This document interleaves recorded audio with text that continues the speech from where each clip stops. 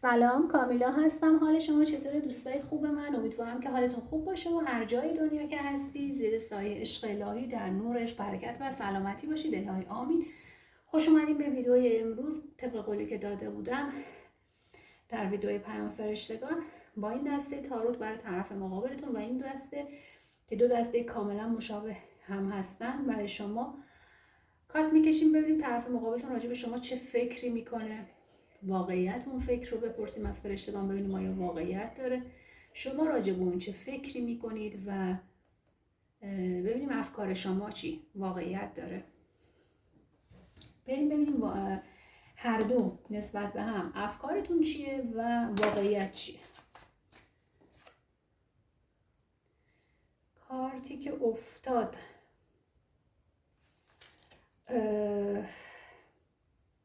تلاش. اون فکر میکنه که شما همه جوره قراره براش شاید مبارزه کنید. نمیدونم، حالا بر نزده بودم، بذارید بر بزنم یا شاید این توقع رو ازتون داره. بریم ببینیم که چه فکری میکنه راجع به شما طرف مقابل. 3 تا کارت میکشم. 2 3. حالا این کارت روی این اومد، میدونم خودم میکشم. این افکارش و ببینیم واقعیت چیه. آیا واقعیت داره؟ آیا اون چیزایی که راجع به شما فکر میکنه حقیقت داره؟ ببینید کارتا چطور. ملکه جان، واقعیت اینه که شما خیلی خیلی عاشق هستید، خیلی با احساس مهربون هستید. حالا بریم ببینیم باز کارتا چی میگن. واقعیت چیه؟ حقیقت چیه؟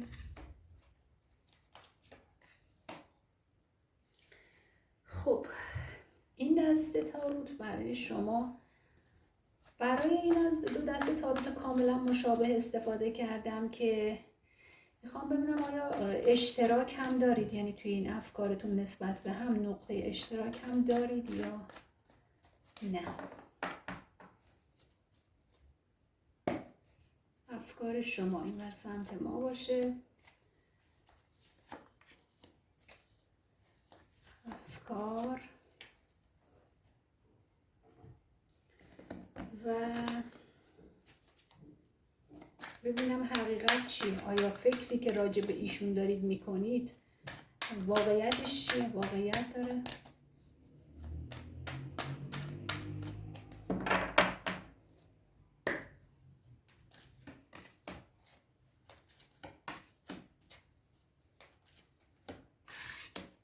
خیلی خوب. بذارید یه جمله اون به شما بگه، یه جمله هم شما به اون. حالا که 2 طرف هستید جمله هم بگید به هم دیگه.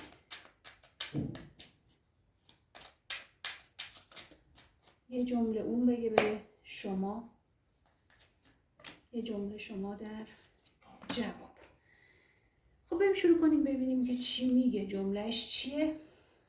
خب تو خیلی خطرناک هستی، ممکنه من از بین ببره وقتی که عمیقا فکر میکنم.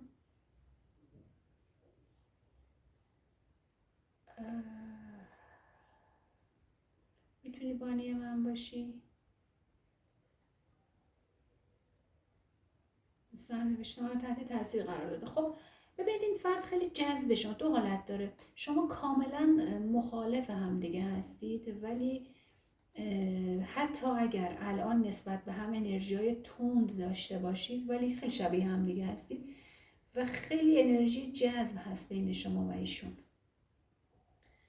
و آرزو میکنه، یا جسارتی دارید، چیزی دارید که آرزو میکنه که با ایشون باشید، انرژی جذب داره نسبت به شما. یا حالت دوم یک مسئله یه چیز خطر دور و برشه، یه مسئله خطرناک دور و برشه که داره راجع به اون صحبت میکنه که میگه سرنوشت من رو تحت تاثیر خودش قرار داده ولی دوست داره که شما کنارش باشید. یا اینجا که میگه ویلیو بی مای بانی، شاید با یک نفر هم دست شده، کار خطرناکی انجام داده، داره راجع به اون صحبت میکنه با شما. ببینیم شما در جواب چی میگید. من واقعا نمیدونم که الان چی میخوام. مشکل تو نیستی عزیزم، مسئله خود من هستم. خیلی جالب، این همیشه از سمت طرف مقابل میومد، این دفعه از سمت شما داریم میاد که یه سری مسائل شخصی دارید، واقعا نمیدونید چی میخواید، حقیقت رو نمیتونید تشخیص بدید، در انرژی پاز هستید، یعنی استوب هستید، موندید و نمیدونید باید چی کار کنید. دیواین تایمینگ، زمان کائناتی، در واقع این زمان هم زمان کائناتیه. انگار درگیر هستید با خودتون و نمیدونید چی کار دارید میکنید، چی میخواید اصلا. بریم ببینیم که افکار طرف مقابلتون راجع به شما چیه. عشاق،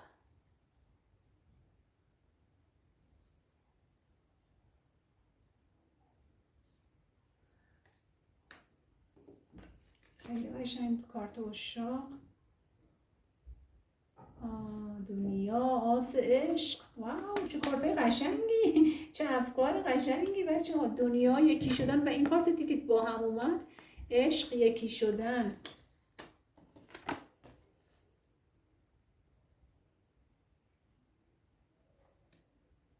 همدیگر از تنهایی در آوردن، همدیگر رو با عشق از تنهایی در آوردن. خب خیلی کارتای خوبی در اومد، یعنی یه دونه کارت منفی نیست. این آدم میدونه که شما خیلی دوستش دارید، خودش هم دوستتون داره، بهتون علاقه داره. این فرد میدونه که شما بسیار بسیار عاشق هستید، یعنی عشق هست اینجا عشق هست و دقیقاً عشق با یکی شدن. میدونید که فکر میکنه که این عشق خیلی کارتای قشنگی با هم در اومدن، اصلا نیازی به توضیح نیست بچه ها. کارت عشاق رو ببینید، کارت جهان و آس جام، سه تا کارت فوق العاده ای که کنار هم دیگه در اومد.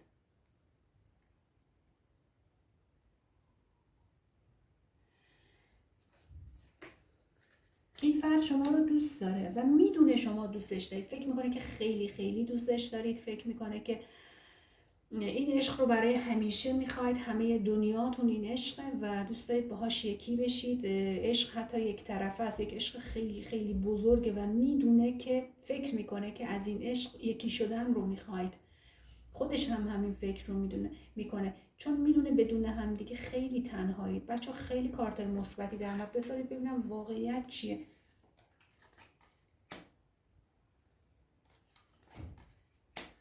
دیدید این کارت لیز خورد و اینجا دوباره اومده. واقعیت اینه، درست فکر میکنه، شما عاشق هستید، شما خیلی خیلی دوستش دارید، شما خیلی عاشق این فرد هستید و اینجا داره از یک سری، ببینید عشق واقعا دو طرف است، عشق واقعا دو طرف است، ولی یک سری موانع هست توی این عشق. حقیقت اینه که یک سری موانع بزرگ توی این عشق هست که طرف مقابلتون انگار اون موانع رو نمیبینه، فقط عشق میخواد، فقط عشق رو میخواد، موانع رو نمیخواد ببینه. حقیقت اینه که عشق بینتون واقعا وجود داره، ولی برای این عشق انگار بستگی هست.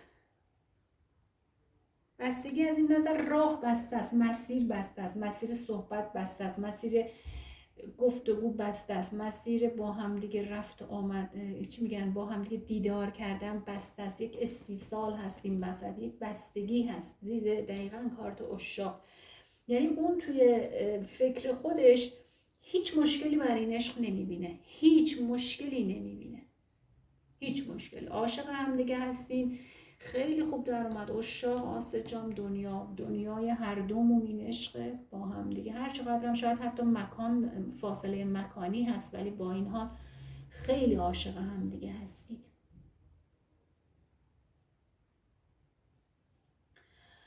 و واقعیت داره میگه که طرف مقابلتون یک مقدار رفتارهای بچگانه داره، نمیتونه از عشق، یعنی قدم‌هایی که برای عشق برمی‌داره خیلی کوچیکه، کارهایی که انجام میده برای عشق خیلی کوچیکه. به نظر خودش اینطور نیست، به نظر خودش همه چی کامله، اصلا شاید این عشق نیازی به اینقدر بزرگه و شما اینقدر عاشقش هستید، اون خودش اینقدر عاشقه، نیازی نیست کاری انجام بدید. یا فکر میکنه که کامله توی این عشق، ولی اینجا پرنس داده و میگه نه، قدمایی که برمیداره برای این عشق خیلی کوچیکه، خیلی کمه. اون فکر میکنه که شما بدون اون خیلی احساس تنهایی میکنید. و یا اینکه ببینید این خانم نشسته، این آقا خم شده، یه حالت تعظیم در برابرشه، شاید اینطوری فکر میکنه که شما دوست دارید اون در برابر شما خم بشه، اطاعت کنه ازتون، این فکر اونه، در حالی که شما همچین آدمی نیستید، در حالی که مطلقا چنین آدمی نیستید. شاید اون فکر میکنه که اینطور از رفتار شما برداشت میکنه که شما فکر میکنید اون باید تعظیم کنه در برابر شما و شما خیلی مغرور هستید، از جاتون ببینید بلند نمیشید، نشستید اون در برابر شما تعظیم کنه، در حالی که کارتا دارم میگم واقعیت اصلا اینطور نیست. شما چنین شخصیتی نیستید، برعکس بسیار بسیار مهربون، عاشق، خوشقلب و مطلقا چنین رفتارهایی ندارید باهاش، ولی اون یه مقدار نمیدونم چرا با اینکه عشق خیلی زیاده، خیلی خیلی زیاده، ولی فکر میکنه که شما دوست دارید اون در برابرتون کرنش کنه و اطاعت کنه ازتون. خب ببینیم که شما چه فکرهایی میکنید.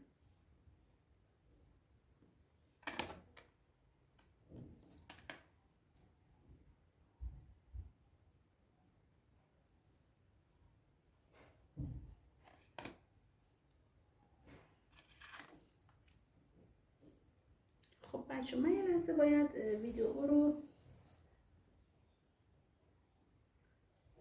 نگه دارم، بذارید، نمیشه نگه داشت، من یه کارتی هست که باید ببینمش، باید تو کتاب تفسیرش رو ببینم چون این کارتا رو تازه گرفتم. اجازه بدید تفسیرش رو یه لحظه نگاه کنم چون دوربین یه جوریه که نمیتونم نگهش دارم. خب بذارید من تفسیر اینو نگاه کنم بهتون بگم، یکم تفسیراشون متفاوته. کارتای جدید، یک لحظه اجازه بدید. بچه افکار طرف مقابلتون خیلی خوب در اومد.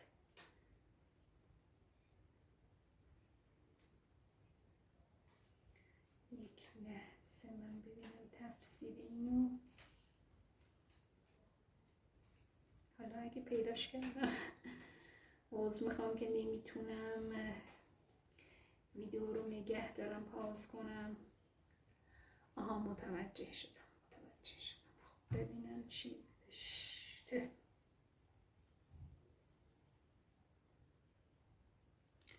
خب ببینیم که شما راجع بهش چه فکرهایی میکنید.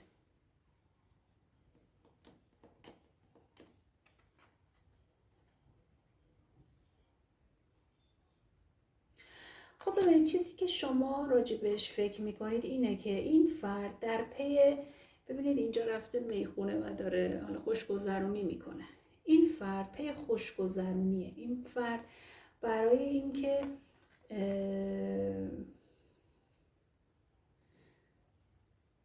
یعنی فکر میکنید که خیلی داره خوش میگذرونه، الان انقدر در حال خوشگذرونیه که اصلاً متوجه نیستش که شما چقدر به هم ریخته اید. و اینجا ببینید این کارت رفتن رو میبینید، این آقایی که داره میره و دستش دور شونه های دوتا خانومه و خانوم هم نقاب به چهره دارن.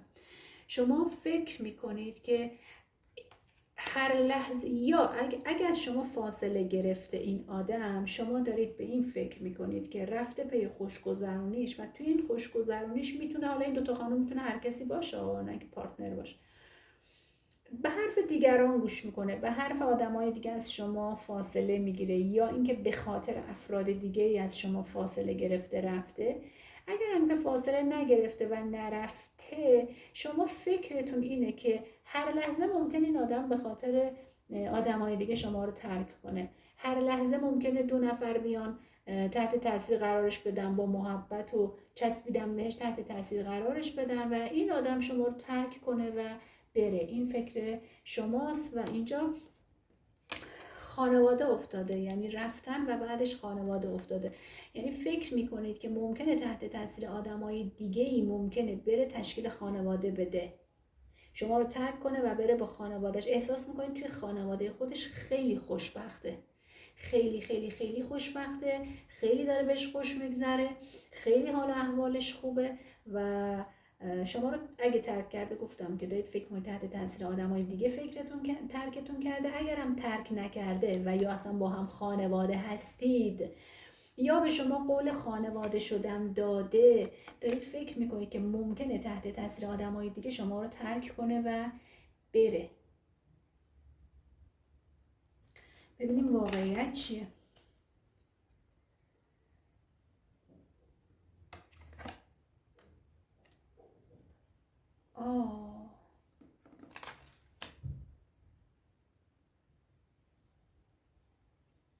خب واقعیت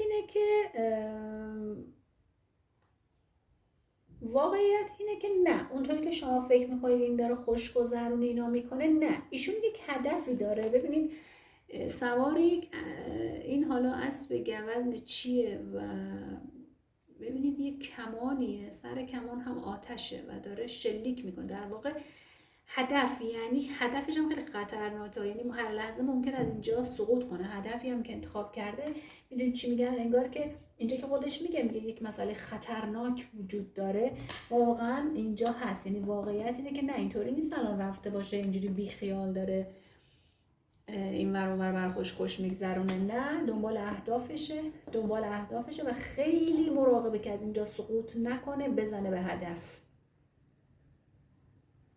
واقعیت اینه.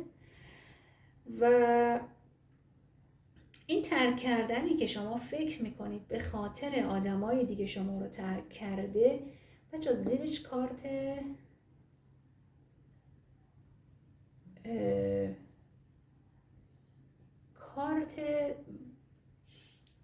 چجوری بگم، یا واقعا تحت تاثیر یک آدم جادوگر این کار رو انجام داده، یا تحت تاثیر فردی که دعوتش کرده به انجام کاری که نباید. یعنی یک نفر این کار رو انجام داده، یک نفر از نبود شما استفاده کرده، یک نفر گولش زده. ببینید اینجا این گوساله سامریه که این حالا با طلا درست میکنن و مردم رو دعوت میکنن به پرستیدن این. یعنی یک نفر این کار رو انجام میده، این که ترکتون میکنه به خاطر این. شاید هم این 2 خانم واقعا اینجوری هن. اینه یه وعده های عجیب غریبی بهش میدن، یعنی کاری که نباید بکنه رو بهش یاد میدن، انجام میده و ازتون دور میشه.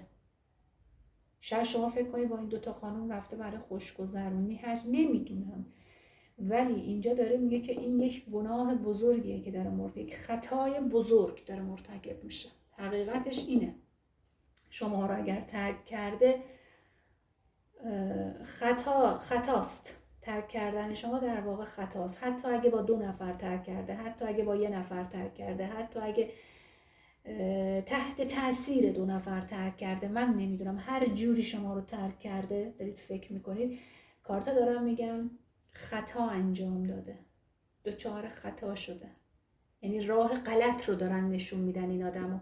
شاید کسانی ترغیبش میکنن به این که شما رو ترک کنه، خیلی خوبه براش، میره خوشبخت میشه، ولی این کارت میگه نه، دارن اشتباه راهنماییش میکنن، به سمت بد دارن راهنماییش میکنن.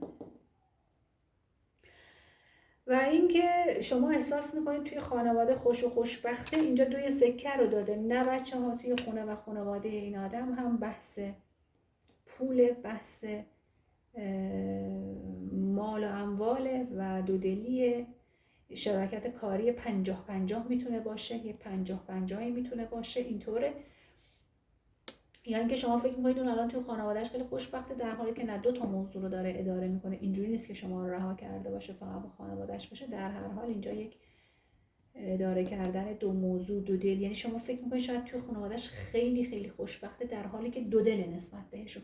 من اینجا سمت کارت های شما یه سری توضیحات میخوام بپرسم، ببینم که اول راجع به خطاها میخوام بپرسم. این خطا چیه که داره مرتکب میشه؟ یعنی شما فکر میکنید شاید شما رو ترک کرده بره با اون خانوما، حالا یا با هر آدمی خوش بگذرونه، ولی داره میگه نه، توی یک مسیر خطا شاید هم حالا این گوساله سامری نمیدونم هدف مادی مالی هر چیه خطاست، خطا و اشتباه. یه کارت بکشم چیه این کارت، چی میخواد بگه به ما؟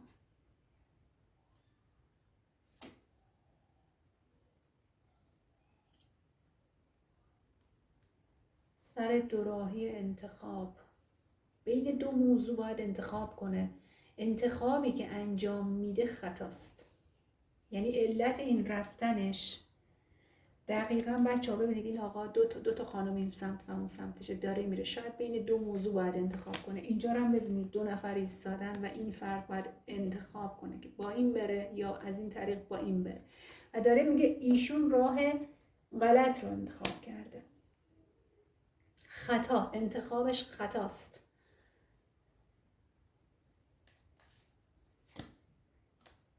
شیطان، دیدید چی گفتم بهتون؟ گفتم اینجا یک گناه داره اتفاق میفته، نمیدونم یه انتخابه و یه کار غلط، یه کار بد، نمیدونم چیه. و اینجا باز دوراهی انتخاب رو داد و بعد کارت شیطان رو داد. نمیدونم یا تحت تاثیر هوای نفسانی قرار گرفته، انتخاب بدی میکنه، خطای بدی داره انجام میده که خیلی بده، تحت تاثیر هوای نفس قرار داره، یا اینکه یک انرژی منفی روش حاکمه که اینجا هم ما یک زیر کارت عشاق یک بستگی دیدیم که هست. واقعیت اینه بچه‌ها، واقعیت این که از شما فاصله گرفته، خطا رفته، میتونه به خاطر این انرژی بد هم باشه.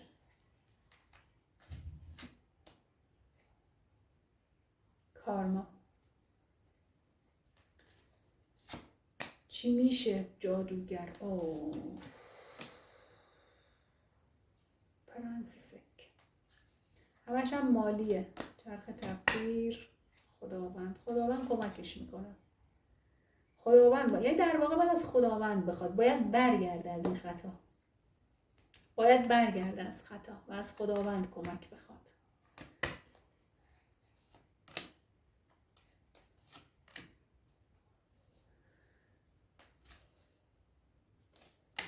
باید برگرده و از خداوند کمک بخواد. اینجا دید گفتم اینجا کارت خانواده افتاده و اینجا یک کارت 2 سکه، یک شراکت 50-50، تقسیم ارث، تقسیم میراث.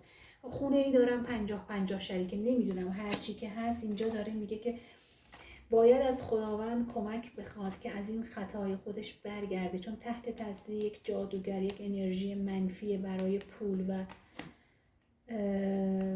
اینجا داره از یک زن صحبت میکنه که این زن میتونه نقش مادری داشته باشه، جایگاه مادر داشته باشه، کسی که خیلی مغروره، خیلی هم حرفش بروه، تحت تاثیر حالا قدرت هایی که داره، خیلی خیلی پول دوسته، خیلی زیاد پول دوسته. دادگاه و کارت خیانت افتاد. یعنی خطا اینجاست، چون داره خطا میره، یواشکی شاید دارن کاری انجام میدن، غیر قانونی شاید دارن کاری انجام میدن و به خاطر همین نمیتونه از طریق قانونی بعداً پولشو از این خانم پس بگیره. نمیتونه و به همین علت این خانم استفاده میکنه. و ببینید گوسفندی که داره قربانی میشه، طرف مقابلتون قربانی میشه و بی‌عدالتی میشه و کاری نمیتونه انجام بده، چون راه خطاست. یه خطایی داره مرتکب میشه بچه‌ها طرف مقابلتون. جادوگر، شیطان، راه خطا، انتخاب بین 2 موضوع، یا حالا همین شراکت 50-50، نمیدونم هر چیه داره غلط میره، هر چیه داره خطا میره و آخر عاقبت بدی هم داره. و اول کارت کارما هم افتاد روی این راه خطا. کارما محکمه الهی، عدل الهی، کارما. خب خیلی چیز بود، عجیب بود. روی خانواده چرا 2 سکه دادی؟ روی کارت خانواده ببینیم چرا 2 سکه رو داد؟ دلشکستگی، به دار آویخته. اوف، شخصی که توی تابوت خوابیده. این فرد گفتم یه شراکتی داره یا شراکتی داره ایجاد میکنه، ولی جز دلشکستگی، جز ببینید هیچی آیدش نشدن، جز ضرر و زیان چیزی آیدش نمیشه. دل شما رو هم خیلی شکسته برای این مسئله. خیلی جالبه، توی فکرش راجع به شما پر عشقه، پر عشقه.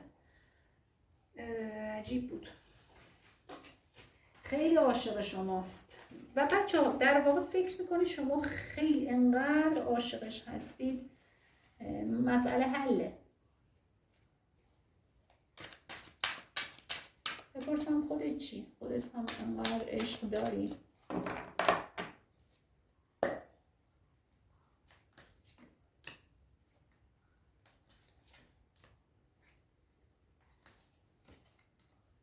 بله بچه ها، بله بچه ها، ببینید با اینکه مورد و مسئله خانوادگی هست، شوالیه جام، آسه جام واقعا عاشقتونه. آسه جام واقعا عاشق شماست. اینم شوالیه جام. این فرد شما رو خیلی دوست داره. خب الان انرژیش به شما عشقه، ولی داره خطا، راهی که میره خطاست، راهی که میره راه غلطیه، اشتباه داره میره.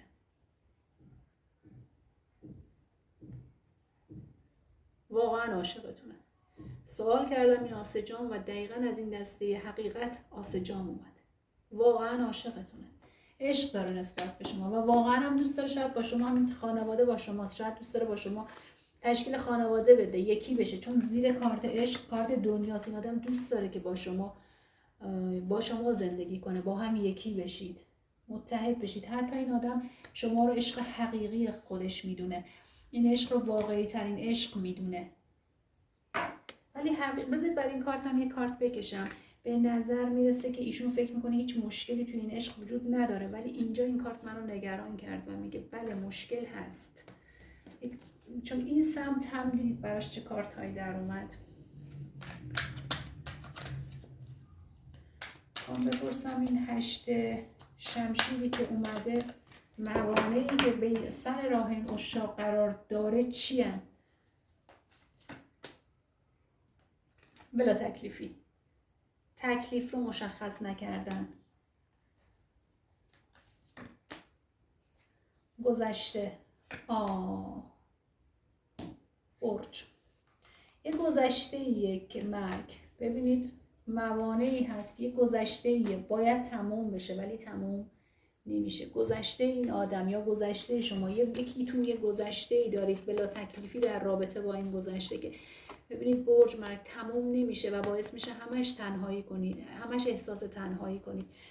یا این آدم کسی در گذشتهش بوده، در گذشته طرف مقابلتون بوده، ارتباطش با طرف مقابلتون شاید تموم شده و رفته، ولی این یعنی طرف مقابلتون نمیخواد، ولی اون این بستگی میتونه از گذشته مونده باشه. اون پیگیر طرف مقابلتونه. چجوری پیگیره؟ خبر میگیره ازش، مسئله قانونی، معطل نگه داشتن عشاق.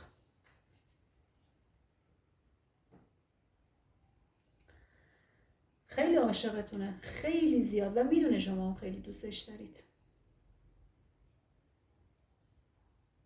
میدونه که خیلی دوستش دارید، ولی یک خطا داره میره. حقیقت اینه که از شما فاصله میگیره. شما فکر میکنید که به خاطر کسی داره ازتون فاصله میگیره، تحت تاثیر کسی، یا مثلا برای ازدواج، تشکیل خانواده دادن، خوشبختی، خوشگذرونی داره فاصله میگیره. ولی کارتا دارن میگن نه، یه خطایی داره مرتکب میشه یا یه خطایی مرتکب شده اصلا. علت فاصله گرفتنش اینه که ممکنه یک خطایی مرتکب شده، به خاطر اون نمیدونم اون خطای چی میگن، آتو داره دست کسی، یه خطا اینجا مرتکب شده. به خاطر اون فاصله میگیره، نه به خاطر زن یا حالا مرد یا حالا نمیدونم خانم آقا هستید، نه به خاطر پارتنر، نه تحت تاثیر حرف کسی. یک خطایی مرتکب شده که کارت خب شیطان اومد، یا از سر نفس، هوای نفسانی، طمع، شهوت، کارهای نادرست، یا تحت تاثیر انرژی‌های منفی، و که آخر عاقبتش هم خوب نیست. که اینجا هم صحبت کرد، خودش توی جمله هاش گفت به ما مثلا. و این فکرش غلط بود. تنها چیزی که غلطه یکی این بود که شما فکر میکنید که به خاطر یادن، در واقع شما یه مقدار اشتباه فکر میکنید راجع به طرف مقابلتون. در واقع یعنی پیام صبح درست بود، کارت توهم بود و سکون. به شما پیام فرشتگان چی بود؟ یه سری مسائل رو اشتباه داری متوجه میشی، وهمه، نمیدونی. یعنی اینی که فکر میکنید با آدمای دیگه رفته، خیلی هم داره با اون خوش میگذرونه، وهمه، مسئله خطاست که شما از این خبر ندارید. اینجا هم فقط ایشون اینو راجع به شما اشتباه فکر میکنه، که فکر میکنه که شما دوست دارید اون در مقابل شما کرنش کنه، اطاعت کنه. شما مغرور اینجا نشستید، شاید خودتون ببینید طرز پوشش این خانم رو، مغرور اینجا نشستید، خودتون رو برتر و بالاتر میدونید، دوست دارید اون کرنش کنه، در حالی که اصلا اینطور نیست. شما بسیار بسیار خانم خوشقلب، مهربان، عشقتون، جامتون تو دستتونه، حتی محتویات داخل جام تو این کارت مشخصه، یعنی مشخصه تو قلبتون چه خبره. همچین چیزی نیستید، اشتباه متوجه میشه. در رابطه با این کارت عشاق هم حتی، یعنی ایشون شاید فکر میکنه مانعی نیست شما میتونید دوتایی سوار این قایق شید و سفر کنید و به اصطلاح عشق داره پیش میره. ببینید این قایق روی رودخونه داره پیش میره، اینطوری فکر میکنه، مسئله ای نیست، مانعی سر راه این عشق نیست، در حالی که کائنات میگم بله هست، هرچی هم هست از گذشته است، گذشته ایشونه. یک مانع، یک بستگی از گذشته ایشون وجود داره. خب امیدوارم که به جواب سوال‌هایی که توی ذهنتون هست رسیده باشید. لایک، کامنت، سابسکرایب رو فراموش نکنید. ویدیوی صبح هم حتما برید ببینید بچه‌ها، توصیه فرشتگان رو، چون خیلی ربط داشت به کارت‌های امروزمون. دوستتون دارم، تا ویدیوی بعد، خدا نگهدار.